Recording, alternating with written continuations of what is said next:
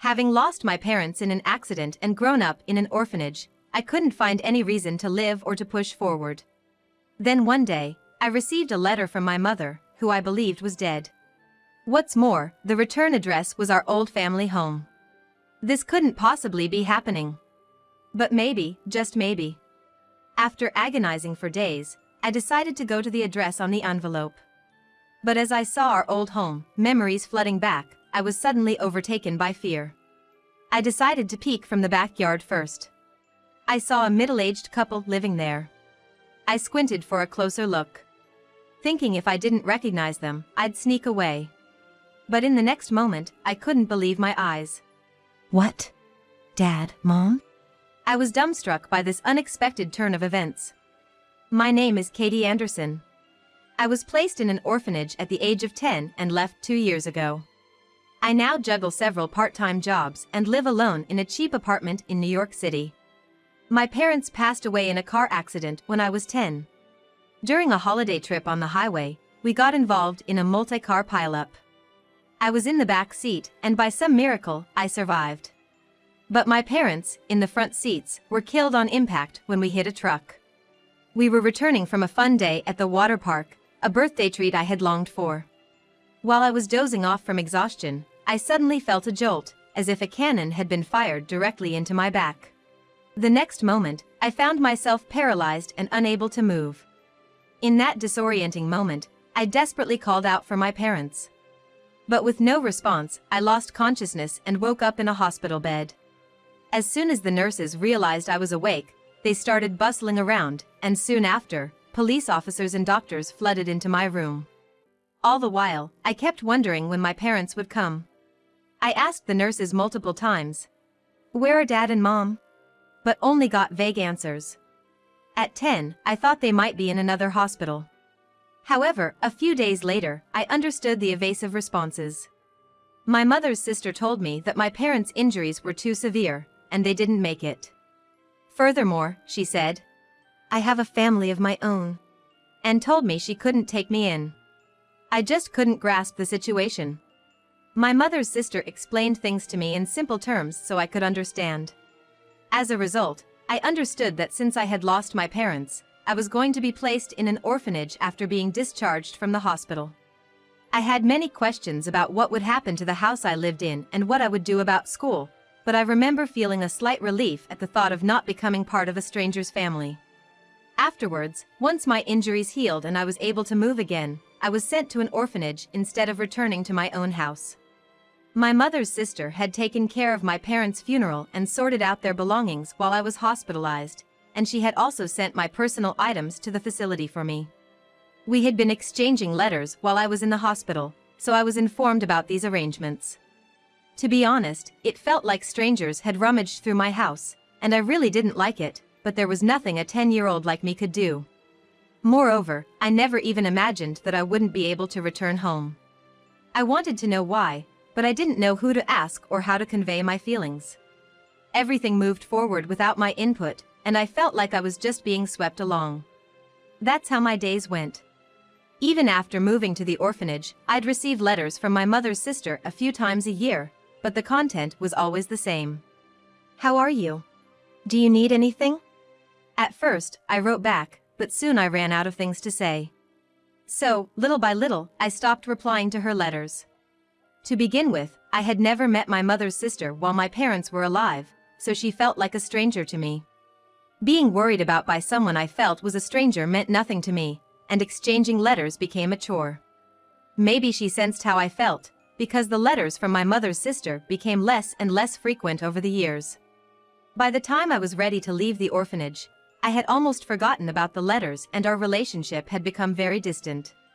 I always felt as if I was left behind in some unknown world, spending my days in the orphanage. While I was hospitalized, the funeral took place, and I ended up coming to the facility without ever going back home.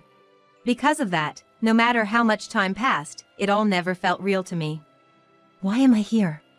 I constantly felt a sense of alienation. As I grew up, this feeling of alienation turned into loneliness. I have nothing left. There's no point in trying since I have nothing. Feeling this way, I lost all motivation. So, when I graduated high school and left the facility to get a job, I couldn't fit in with the work environment and the differences with my colleagues, so I quit almost immediately. After that, I hopped from job to job, but I always felt out of place, and none of the jobs lasted long. The time it took to find a new job kept getting longer and longer, and my already limited savings quickly ran out. I managed to scrape by with day labor jobs, living each day on the edge. I often wondered if there was truly any meaning to keep living in such loneliness. Wouldn't it be easier to just leave my apartment and live on the streets? I thought about it many times, but always backed out at the last moment. If my parents knew I was living on the streets, they would surely be devastated. Even though I knew I'd never see them again, I didn't want to make them sad. One exhausting day in that daily grind, I got a call that a letter addressed to me had arrived at the orphanage where I once stayed. Maybe out of guilt for quitting my job shortly after starting, I tried to avoid any association with the facility. So, I planned to have them discard the letter without reading it. But the moment I heard who sent it, I felt as though I'd been hit over the head with a hammer. Incredibly, the letter was from my mother, who I believed had died in an accident when I was 10. I immediately headed to the facility to retrieve the letter. My mind was in turmoil ever since I got the call. My parents were supposed to have died in an accident when I was 10. That's an unchangeable fact. So, miracles don't happen, and there must have been some mistake with the letter. I tried hard to ground myself and not to escape from reality. But against my better judgment, the impossible hope that their deaths might have been a mistake kept cropping up in my mind. If my mother was indeed alive, why had she left me in the facility all these years? What does she hope to achieve by sending a letter now, after all this time? As the train rocked me on my way to the facility, these questions plagued my mind. However, I couldn't find any satisfactory answers or sort out my emotions until the very end. My head was a mess of confusion, joy, doubt, anger, and sadness, and I felt like I could burst into tears at any moment. By the time I arrived at the facility, after a journey of over an hour, my mind was blank from overthinking. Just see the letter and then decide. I muttered to myself, trying to reassure myself, before entering the building. When I collected the letter from the office, I stared intently at the handwriting on the envelope. Without a doubt, it was my late mother's handwriting, and the sender was indeed her. With apprehension, I opened the envelope. Inside were 3 letters, each adorned with illustrations of a character I adored when I was 10. The first letter began, "To Katie on her 20th birthday." The soft, somewhat curly handwriting of my mother filled the pages, making my heart ache and my eyes well up just looking at it. The letters overflowed with memories from when I was born until I turned 10, and my mother's hopes and imaginations of how I might grow and change in the next 10 years. It was just so, her. Trying not to get the letters wet from my tears, I looked up at the ceiling over and over. Still, the tears flowed, staining the paper in spots. After reading the letters, I thanked the facility staff and promptly left. My mind was still in turmoil, and I wasn't in a state to talk to anyone. Riding the train home, I reread the letters multiple times. I kept rereading it, feeling that I might grasp something. And eventually, I concluded that these letters were written before the accident. I wrote a letter to my mother on my 10th birthday to show my appreciation. Probably, my mother wrote this letter combining her recollections of my 10th birthday and her hopes for the next decade. The question was, who sent it? The first person I thought of was my mother's sister. However, we hadn't been in touch for years, and I couldn't figure out why she would send a letter in my mother's name. Besides, the return address was our old home from when I was 10. If it was indeed my mother's sister, she'd probably use her own name and address. Considering how out of touch we'd been, it feels unlikely she'd even remember me. So, who else could it be? I drew a blank. The motherly warmth in the letter filled me with both happiness and confusion. What should I feel? What should I do after reading this? No matter how much I thought, I couldn't find an answer. Exhausted from pondering, I stashed the letter in a drawer, deciding to act like nothing happened and return to my usual life. But as the days went by, the existence of the letter nagged at me. I thought about throwing it away, but each time I saw my mother's handwriting on the envelope, I just couldn't. Instead, I considered meeting the sender. After all, I didn't have much to begin with, so there wasn't much more to lose. Plus, maybe, just maybe, I could ask them for some assistance in life. Unbeknownst to me, I might have been hoping that the letter's sender had something to change my current life. On the bus headed to a familiar address, I was gazing absent-mindedly at a townscape that looked nothing like my memories. Where there used to be just fields and woods, now stood a large shopping mall and numerous houses. The station I alighted at had a new bus loop, and even a chic cafe. This is also a world unknown to me. I pondered as I trudged toward the address written on the letter. But a few minutes later, when I turned a street corner, the sight that greeted me took my breath away. It was a residential area that had barely changed from 10 years ago, just as I remembered it. The view instantly pulled me out of the colorless, hazy world I was in, and transported me back to the vibrant world from a decade ago. This was definitely the town I used to live in. And further down this road was our family home. Before I realized, I found myself running toward the house. I was filled with a peculiar sense of relief, like a school kid returning home or a long-lost child. At the end of my mad dash stood my beloved home, just as I remembered it. Indeed, the letter had been sent from this very place. However, once I got to the front of the house, I couldn't muster the courage to ring the doorbell. The fear of the unknown, of not knowing what would happen next, held me back more than the desire to learn the truth. Pondering on what to do next, I decided to first scout out the backyard. I felt slightly uncomfortable, as if I were a thief, as I discreetly peeked into the garden. And there, on the balcony, I saw a middle-aged couple preparing to sunbathe. The man appeared to be in a wheelchair. To ascertain if I knew them, I continued to observe. Amidst their soft-spoken conversation, for a brief moment, the couple looked in my direction. The instant I saw their faces, I couldn't help but exclaim aloud. What? Dad, Mom? You're kidding, right? Frozen in surprise, the man in the wheelchair noticed me. Katie? Is that you, Katie? Upon murmuring my name, he suddenly began crying out loud. I, on the other hand, was paralyzed, too overwhelmed by the shocking turn of events. The next moment, the woman, sensing something amiss, rushed out to the balcony in a panic. She ran straight to the man in the wheelchair, trying to comfort him. While sobbing, the man pointed towards me and seemed to be explaining something to the woman. The woman stared intently at me, then suddenly smiled and said, You're Katie, right? I have something to talk about. Can you come in? She invited me into her home. Although I couldn't grasp the situation, I had many questions too. I silently nodded and was ushered into the living room from the front door. During the introductions that followed, I learned the woman's name was Irene. And the man in the wheelchair was, as I suspected, my father, Andrew. Furthermore, the two of them were married and apparently lived in this house alone as a couple. According to Irene, my father had been in a severe accident and had been in a critical condition, hovering between life and death. I was told I should have been informed about this when I was 10, but I didn't remember it at all. When I told Irene this, she asked, How was it explained to you? I replied that my mother's sister had told me he was in a desperate condition with no hope of survival. But on reflection, it seemed I only heard that my mother had passed away. If that was the case, why had my father been declared dead? Irene helped me reconcile my memories with the truth for hours on end.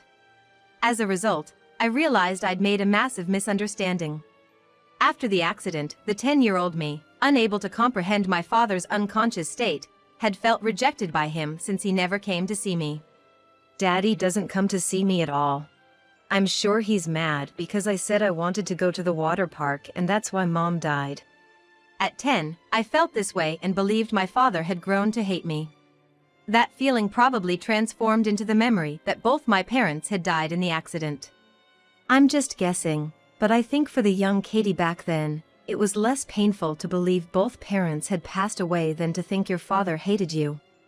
Irene said, trying to console me, but honestly, I felt deeply guilty toward my father. Yet, a question arose. I was terrified to ask, but if I didn't, I would regret it forever. Taking a deep breath, I asked Irene, Why didn't my father come to get me? Irene paused, thinking, and then exchanged glances with my father. Without saying anything, he nodded, and taking that as a cue, Irene began to explain the situation at the time. Andrew regained consciousness more than half a year after the accident. Half a year. That coincided with the time I was discharged from the hospital. Although it was miraculous that he woke up, it took him several more months to fully grasp the situation. Waking up feeling like he had just slept one night, only to realize half a year had passed. It's understandable. Moreover, my father suffered from post-accident complications, leaving him with many disabilities affecting his memory, speech, and body. The doctors had apparently told him, "Returning to your original life is impossible." Initially, my mother's sister, having heard that recovery was hopeless, proceeded with plans to place me in a care facility as scheduled. When I came to, nothing was left. I painfully realized the length and importance of the time I'd lost while I was out. My father said that, with a faint glimmer of tears in his eyes. According to Irene, after being discharged, my father went directly to the disability facility where Irene worked. There were times he wanted to see Katie but couldn't articulate it. At the same time, he began to mentally grasp the death of your mother, Sophia, so for a while, Andrew was deeply depressed and even had to be admitted to a psychiatric hospital. My father, having lost everything, had once sought meaning in life amidst despair, just like me. Hearing this story, I felt incredibly comforted. My father hadn't disliked or forgotten about me. On the contrary, he cared about me so much that it drove him to mental illness. In that moment, I felt a mysterious warmth, as if the cold loneliness that had settled in my heart was slowly melting away. According to Irene, even after returning from the psychiatric facility, my father's emotional state remained unstable. Not only did he refuse rehabilitation, but he also didn't eat, couldn't convey what he wanted, and often had behavioral issues like lashing out at staff or throwing things. The staff's approach to my father gradually became more mechanical. Amongst all this, the one who always faced him without a hint of annoyance was Irene. To understand what my father wanted to convey, Irene used handmade cards and whiteboards to communicate with him. Moreover, she would find time for massages every day to ensure his muscles didn't stiffen and even came over to practice conversing. My father once told Irene, "I see traces of Sophia in Irene." I thought Sophia would be saddened by my pitiful state, which made me feel like I had to pull myself together. As he said this, he tightly gripped Irene's hand. It was palpable just how important Irene had become to my father. Seeing the two of them, I felt a pang of envy. I wished I had someone to support me in the same way. After that, my father, as if reborn, diligently attended rehab every day and stopped lashing out at the staff entirely. When my father first arrived at the facility, he wouldn't even try to get out of bed. But eventually, he began going to the rehab room on his own, even doing exercises voluntarily. It sounded like a miracle just hearing about it. But the real miracle was yet to come. Thanks to his relentless rehab, my father's condition improved to the point where he could lead a normal life. Incredibly, he was able to leave the disability facility. Even the doctors were amazed, saying they'd never seen such a recovery. My father said with a hint of pride. Besides my father, Irene was also smiling, looking genuinely happy. Her smile reminded me so much of my late mother that my heart was wrapped in a strange sense of nostalgia and warmth. Speaking of my mother, I hadn't asked about the letter yet. I pulled the letter from my mother out of my bag and inquired about its origin. But my father suddenly looked down and went silent. Seeing this, Irene stepped in and explained why they had sent the letter on his behalf. After we got married, I stumbled upon this letter while cleaning up a room. Andrew had always been thinking about you, Katie, but he felt he didn't deserve to see you. I convinced him that, at the very least, he should send this letter. With Irene's explanation, all the messy pieces in my head finally came together. It was all a twist of fate. Because of the accident and his disability, my father couldn't come to see me. I had mistakenly thought he was dead. Both of us felt lonely and had been walking through a dim life. However, it was this letter left by my mother and Irene that brought my father and me back together. I never once forgot about you, Katie. I've always felt guilty for not being there for so long. I thought if I reached out now, it might be a bother. I'm truly sorry. Saying this, my father deeply bowed his head to me. After hearing about his past struggles, I didn't feel any resentment. In fact, I was genuinely happy to know he had always been thinking about me. Realizing we both had moments of utter despair at the same time made me chuckle and think, like father, like daughter. When I shared this realization with Irene and my father, they both laughed and shed tears. It was the warmest tears I had ever seen. Glancing out the window, I saw the sunset shining on the balcony. I mentioned, I think I'm gonna head out now, and stood up. But with a panicked voice, my father intervened. Wait! We finally met, and I don't want to let you go again, Katie. I know I may not have the right to ask this now, but I want us to be a family again. Please stay. As he spoke, tears different from earlier streamed down his face. I was genuinely touched to realize that my father cared so much for me. But at the same time, I couldn't shake the fear that I might ruin the happiness he currently had with Irene. I was torn between wanting to decline the offer and the desire to continue living with my father. I stood there, frozen, unable to answer. Hey, Katie. Do you think you'd reject me if I was your mom? What? I stared deep into Irene's eyes, taken aback by the sudden question. Irene smiled tenderly as if she could see straight into my conflicted heart. Not just her smile, but her generous care and attention were so much like my real mother. It felt as if my real mother was pushing me forward.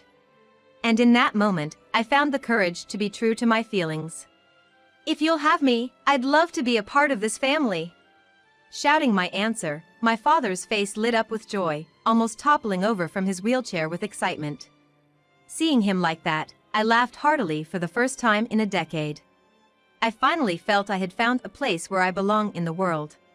Half a year has passed since then. I'm now preparing fervently to pursue my dream of becoming a flight attendant. And next year, I plan to have the interview. Before coming back here, I lacked motivation and had given up thinking about my dreams and my future. However, when I was able to think about my future again after reuniting with my father, my mother's letter guided me once more. The last line of the letter read, What are you up to now? Did you become the flight attendant you always dreamed of? No matter what the future holds, know that your mom is cheering you on. With my mother's loving words in my heart, I decided to chase after my dreams. And I want to spend peaceful days with my father and Irene,